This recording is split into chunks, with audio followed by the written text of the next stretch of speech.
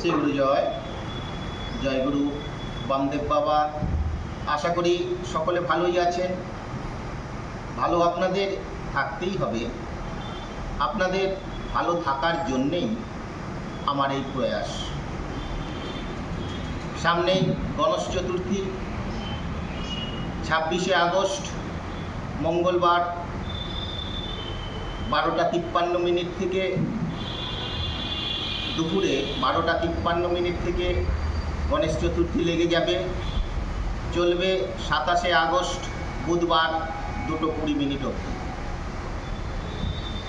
যেটা আপনাদের করতে হবে, এই গণেশ চতুর্থীর দিনে আমাদের সকলের বাড়িতেই কম বেশি গণেশের শ্রীপট বা কেউ মূর্তি এনেও পুজো করে থাকেন। গণেশ চতুর্থীর দিনে আপনারা একটি হলুদ শালু কাপড় নেবেন। 21টা করে 2 জায়গায় দূর্বা নেবেন। 21টা 2 জায়গায় নেবেন। একটি পান নেবেন, একটি সুপুরি নেবেন, একটু বাজার থেকে কাঁচা হলুদ কিনে নেবেন। সেই কাঁচা হলুদটা বেটে 1 টুকরো বাটবেন, 1 টুকরো রেখে দেবেন। কাঁচা হলুদটি 1 টুকরো বেটে একটু জল ঘুলে নেবেন। 108টা আতপ চাল নেবেন। দেখবেন 108-এর কম যেন না হয়, বেশিও যেন না হয়।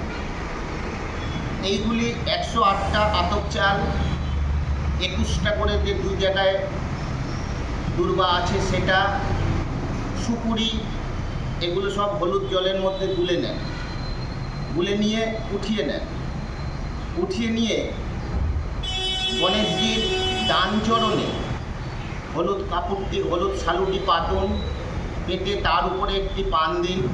পানের উপরে 108টা আতপ চাল যে দিন, 21টা দূর্বা দিন, একটি সুপুরি দিন, 1 টাকা বা 2 টাকার কাঁচা কয়েন একটি দিন।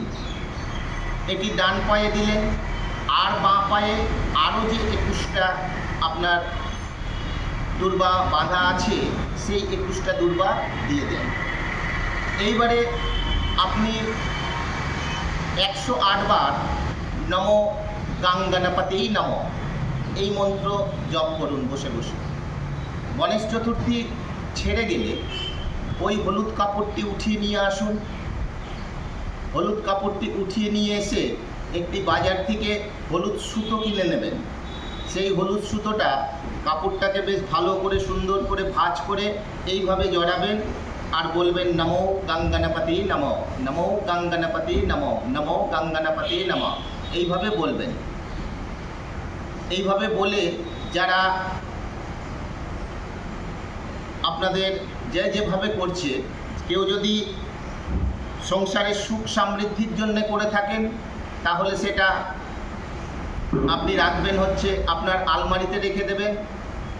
কেউ যদি বাধা বিঘ্ন বা দোকানদারের যারা করবেন, তাদের দোকানদারি ভালো চলার জন্য যারা করবেন, তারা যদি করেন, তাহলে সেই যে বাঁধলেন সেটা দোকানের সামনে ঝুলিয়ে দেন। দেখবেন কাস্টমার বেশি আসবে। আপনাদের কোনো পড়ুয়া যারা পড়াশোনার জন্য করবে, তারা এই যেটা বাঁধলেন সেটা আপনারা নিয়ে রাখুন। নিয়ে পড়াশোনার ক্ষেত্রে, পরীক্ষা ক্ষেত্রে যা দেখবে পরীক্ষায় ভালো ফল, আশারূপ ফল পাবে। যারা চাকরির ক্ষেত্রে করবে, এটা চাকরির ক্ষেত্রেও কাজ হবে। যে মনস্কামনা নিয়ে করবে, সেই মনস্কামনাতে এটা কাজ হবে। কোনো ছেলে বা মেয়ের যদি বিয়ে হচ্ছে না, তারাও এটা করতে পারে। তার মনস্কামনা নিয়ে সে করবে। সেই যখন তার দেখতে যাবে ছেলে বা মেয়ে, ওই যে দ্রব্যটা দিচ্ছি সেই দ্রব্যটা যেন তার কাছে থাকে। এইভাবে করুন। আশা করি গণেশজি আপনাদের মনস্কামনা অবশ্যই পূরণ করবে। চাই শুধু ভক্তি ভরে করুন। যে জপটা দিলাম নমো গঙ্গণপতি নমঃ, এইটা আপনি ভক্তি ভরে করুন।